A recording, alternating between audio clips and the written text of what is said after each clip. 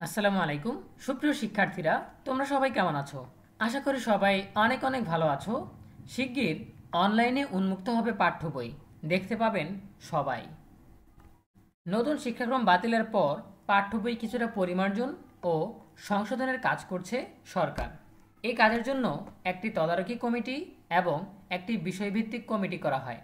দুজন সদস্যকে নিয়ে আপত্তি ওঠায় তদারকি কমিটি বাতিল করা হয়েছে। এখন বিষয়ভিত্তিক কমিটির একজন সদস্যকে নিয়েও অভিযোগ তুলছে বিভিন্ন মহল। জাতীয় শিক্ষাক্রম ও পাঠ্যপুস্তক বোর্ড এনসিটিবি সূত্র বলছে, বিতর্কিত যে সদস্যের কথা বলা হচ্ছে তিনি বই পরিমার্জনে কোনো কাজ করেননি।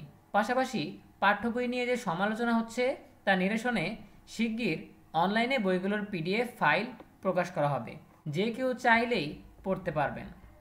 খোঁজ নিয়ে জানা যায়, বিষয়ভিত্তিক সমন্বয় কমিটিতে কোরআন একাডেমি ফাউন্ডেশনের চেয়ারম্যান আবু সাইদ খানকে কিভাবে যুক্ত করা হয়েছে তা এনসিটিভির কর্মকর্তারা অবগত নন।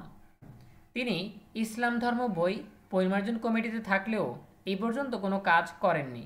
তাকে কয়েকদিন আগেই কমিটি থেকে বাদ দেওয়ার নীতিগত সিদ্ধান্ত হয়েছে। যে কোনো সময় এ নিয়ে প্রজ্ঞাপনও জারি হতে পারে। শিক্ষা মন্ত্রণালয় ও এনসিটিভি সূত্র জানায়, কোনো পক্ষের দাবি বা আন্দোলনের মুখে আবু সায়েদ খানকে সরিয়ে দেওয়া হতে পারে বা হচ্ছে, বিষয়টি এমন নয়। তাকে যেই বইয়ের কাজের জন্য রাখা হয়েছে সেখানে তিনি উপযুক্ত নন, এমনটা এনসিটিভির অনেক আগেই শিক্ষা মন্ত্রণালয়কে অবগত করেছে। বিষয়টির সত্যতা নিশ্চিত করেছেন খোদ এনসিটিভির চেয়ারম্যান অধ্যাপক এ.কে.এম. রিয়াজুল হাসান।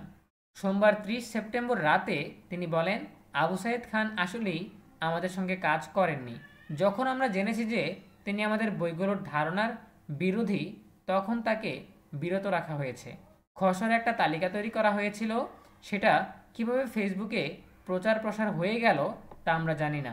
চূড়ান্ত কাজ করার সময় বিষয়টা জানা গেল, তখন তাকে আর কাজে ডাকা হয়নি। পাঠ্য বই নিয়ে যে সন্দেহ সংশয় তৈরি হয়েছিল তা দূর করতে শিগগির এনসিটিভির ওয়েবসাইটে বইগুলোর পিডিএফ কপি প্রকাশ করা হবে বলেও জানান তিনি। অধ্যাপক রিয়াজুল হাসানের ভাষ্যমতে, যে বইগুলো নিয়ে সমালোচনা বা নানান রকম আশঙ্কা তৈরি হচ্ছে সেটা দূর করার জন্য আমরা দ্রুতই অনলাইনে পিডিএফ আকারে দিয়ে দেব। হয়তো 2-4 দিনের মধ্যেই সেটা দেওয়া হবে। যাদের আগ্রহ ও সংশয় আছে তারা যাতে কন্টেন্টগুলো দেখতে পারেন। যেসব ধারণা করা হচ্ছে সেগুলো আসলে পাঠ্য বইতে নেই, সেটা প্রমাণ হয়ে যাবে যখন এগুলো প্রকাশ্যে আসবে। বিশেষ করে ইসলাম ধর্ম, সামাজিক বিজ্ঞান বা যাকে বাংলাদেশ ও বিশ্ব পরিচয় বলে লেখা হয় আর কি, সেগুলো বইয়ের ফরম্যাট অনলাইনে চলে আসবে বলেও উল্লেখ করেন এনসিটিভির চেয়ারম্যান।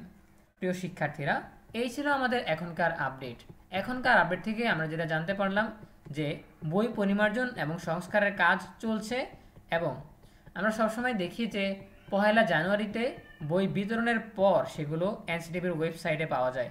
কিন্তু এখন বলা হচ্ছে বই নিয়ে বিভিন্ন মহলের যে সংশয় সেটা দূর করার জন্য খুব শীঘ্রই যখন বইয়ের পাণ্ডুলিপি চূড়ান্ত করা হবে তখনই সেটা এনসিটিভির ওয়েবসাইটে আপলোড করে দেওয়া হবে, যাতে সবাই দেখতে পারে। ঠিক আছে? সো যখনই ওয়েবসাইটে চলে আসবে এনসিটিভির ওয়েবসাইটে, তখনই আমরা তোমাদেরকে সবগুলো বই দেখিয়ে দিব। সেই পর্যন্ত সবাই ভালো থাকো, সুস্থ থাকো, নিরাপদে থাকো এবং সবসময় ইএনএবির সাথেই থাকো। এ বিষয়ে তোমাদের ব্যক্তিগত মতামত জানাতে পারো কমেন্টে। ভালো থাকো সবাই। ধন্যবাদ সবাইকে।